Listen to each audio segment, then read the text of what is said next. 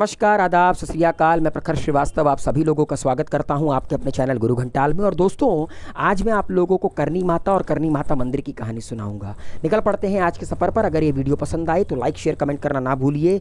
गुरु घंटाल को सब्सक्राइब ज़रूर कीजिए। दोस्तों, वीडियो की शुरुआत करने से पहले करनी माता के आशीर्वाद लेना बहुत ज़रूरी है। मैं करनी माता से प्रार्थना करता हूँ कि हम सबके जीवन में इनका आशीर्वाद हमेशा बना रहे। जल्द से जल्द कोविड-19 ख़त्म हो, हम सब अपने नॉर्मल ज़िंदगी में वापस आएँ।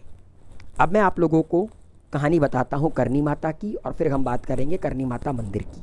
दोस्तों, भारत के सबसे बड़े राज्य राजस्थान के ऐतिहासिक नगर बीकानेर से लगभग 30 किलोमीटर दूर एक जगह स्थित है जिसका नाम है देशनोक। वहीं पर करनी माता का मंदिर स्थित है, जिसको प्यार से लोग चूहों वाला मंदिर, मूषक मंदिर या चूहों वाली माता का मंदिर भी कहते हैं।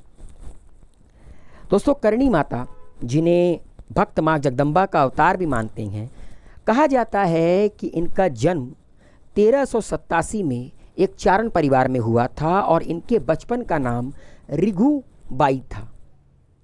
जैसा कि आप लोगों को पता है कि पहले के दौर में शादियां बहुत जल्दी हो जाती थीं, ठीक उसी तरह जो करनी माता थीं, जिनको प्यार बचपन में लोग रिघुबाई कहते थे, उनकी शादी साठिका गांव के किपोजी चारण से हुई।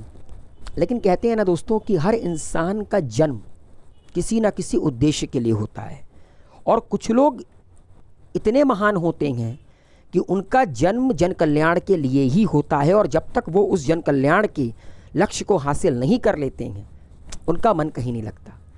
तो करनी माता जो थी, उनकी शादी तो हो गई, मगर उनका मन सांसारिक जीवन में नहीं लगा, उनका मन गृहस्थ जीवन में नहीं लगा, और उन्होंने अपनी छोटी बहन गुलाब की शादी अपने पति से करवाकर अपने आप का जो जीवन है वो समर्पित कर दिया लोक कल्याण में, लोगों की सेवा में।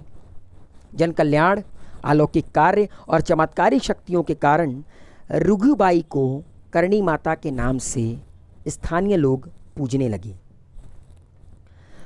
और अगर आप वर्तमान में इस मंदिर में जाएंगे तो आपको वहाँ पर एक गुफा मंदिर परिसर के अंदर नज़र आएगी। ये वही गुफा है दोस्तों जहाँ पर करनी माता अपनी ईष्ट देवी की पूजा करती थी, और उन्होंने जब सांसारिक जीवन को छोड़ा तो अपना जीवन जन कल्याण के साथ साथ माता की भक्ति में भी लगा दिया।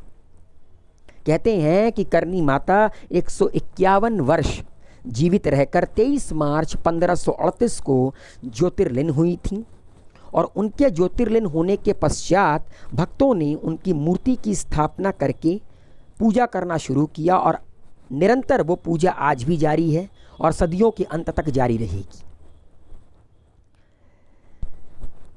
करनी माता बीकानेर राजघराने की कुलदेवी मानी जाती हैं, और कहते हैं कि उन्हीं के आशीर्वाद से बीकानेर और जोधपुर रियासत की स्थापना हुई थी। आप में से बहुत सारे लोगों ने जोधपुर रियासत और बीकानेर रियासत के बारे में सुना होगा। जोधपुर रियासत और बीकानेर रियासत की जो स्थापना थी वो करनी माता के आशीर्वाद से ही हुई थी, और करनी माता के वर्तमान मंदिर का निर्माण बीकानेर रियासत के महाराजा गंगा सिंह ने 20वीं शताब्दी के शुरुआत में करवाया था।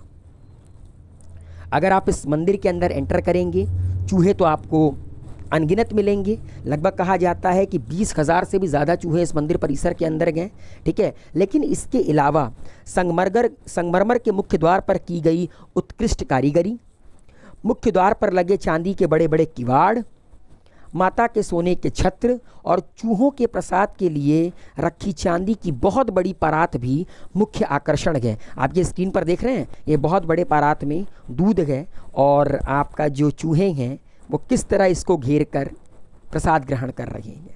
असल में जो दोस्तों ये जो चूहे हैं ना, ये माता के संतान कहलाते हैं, इसीलिए इनकी बड़ी पूजा होती है, और होनी भी चाहिए। हमारे यहाँ पर हम सनातन धर्म में हर तरह के, चाहे वो चूहा हो चाहे वो गाय हो, हम हर तरह के जानवरों की पूजा करते हैं। और बताएं दोस्तों, चूहों की अधिकता इस मंदिर में इतनी ज़्यादा है कि आप इस मंदिर में ना पैर उठाकर नहीं चल सकते, आपको पैर दबा दबा कर या घसीट घसीट कर ही चलना होगा, वरना अक्सर क्या होता है, कुछ लोग लंबे लंबे पैर मारते हैं, कुछ लोग छोटे छोटे पैर मारते हैं। तो लोग इस मंदिर में पैर घसीटकर इसलिए चलते हैं या पैर दबाकर इसलिए चलते हैं ताकि कोई चूहा उनके पैर के नीचे ना आके घायल हो जाए। और पता है दोस्तों, इस मंदिर के चूहों की एक विशेषता है, और ये है कि मंदिर में सुबह 5 बजे होने वाली मंगला आरती और शाम को 7 बजे होने वाली संध्या आरती के वक्त ये जितने भी चूहे हैं ये बिल से बाहर आ जाएंगे, और सब आरती के वक्त आपको सारे चूहे मंदिर के अंदर नज़र आएंगे। वैसे तो आप जब मंदिर के अंदर एंटर करेंगे नॉर्मल समय में तो आपको चूहे नज़र आएंगे, मगर इनकी अधिकता आपको सुबह 5 बजे जब मंगला आरती होती है और शाम के 7 बजे जब संध्या आरती होती है तो कुछ ज़्यादा नज़र आएगी, क्योंकि सारे के सारे चूहे अपनी माता के आरती को अटेंड करने के लिए बिल से बाहर आ जाते हैं। कितना दार्शनिक नज़ारा होगा, सोचिए। और इन 2 वक्त पूरा का पूरा मंदिर परिसर कहते हैं ना कि रमणीय, एकदम कहते हैं ना रमणीय वातावरण में डूब जाता है, और चूहों की धमा चौकड़ी तो मची रहती है। मतलब एक अद्भुत नज़ारा देखने को मिलता है। यहाँ पर रहने वाले चूहों को काबा कहा जाता है। माँ को चढ़ाए जाने वाले प्रसाद को पहले चूहे खाते हैं और फिर ही उसे बांटा जाता है। चील, गिद्ध और दूसरे जानवरों से इन चूहों की रक्षा के लिए मंदिर में खुले स्थानों पर बारीक जाली लगाई गई है, ताकि कोई जानवर जैसे कि चील, गिद्ध इन चूहों पर अटैक ना करे। अब एक सवाल है कि ये चूहे इतने ज़्यादा इस मंदिर में क्यों नज़र आते हैं, कारण क्या है? तो दोस्तों, इसके पीछे भी एक कहानी है। जैसा कि मैंने आप लोगों को बताया, ये चूहे करणी माता के संतान कहलाते हैं, और एक कथा के अनुसार एक बार करणी माता के सौतेले पुत्र, मतलब कि उनकी छोटी पत्नी गुलाब और उनके पति के पुत्र लक्ष्मण कोलायत में स्थित कपिल सरोवर में पानी पीने की कोशिश में डूबकर मर गए। उनका देहांत हो गया। जब करणी माता को ये बात पता चली तो उन्होंने मृत्यु के देवता यमराज को उन्हें पुनर्जीवित करने की प्रार्थना की। पहले तो यमराज ने मना कर दिया, पर बाद में उन्होंने विवश होकर उसे चूहे के रूप में पुनर्जीवित कर दिया, क्योंकि कहते हैं ना कि मनुष्य का जीवन दोबारा देना यमराज के हाथ में भी नहीं है। तो उन्होंने जो उनके सौतेले पुत्र थे उनको चूहे के रूप में पुनर्जीवित किया। तभी से ये कहा जाता है कि जितने भी चूहे माता के मंदिर में हैं ये सब उनके पुत्र हैं। वैसे तो हम सब उनके पुत्र हैं, लेकिन ये जो चूहे हैं ये उनके पुत्र कहलाते हैं।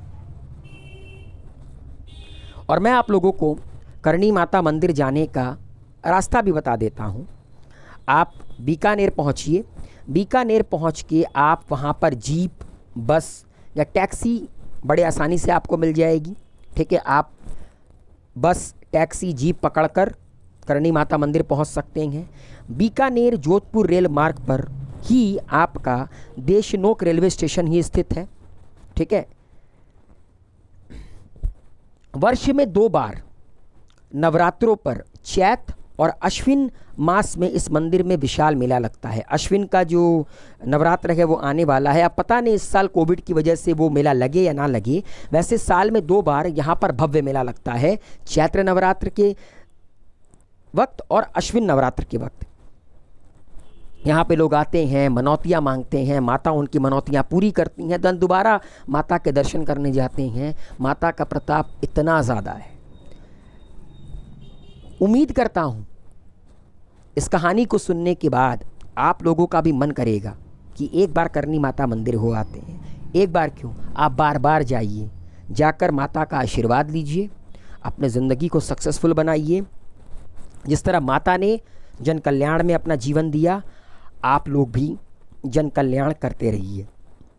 इसी के साथ मैं अपनी वाणी को विश्राम देता हूँ। ये वीडियो आप लोगों को कैसा लगा कमेंट बॉक्स में लिखकर ज़रूर बताइए। Wish you all a very good luck, take care, good bye.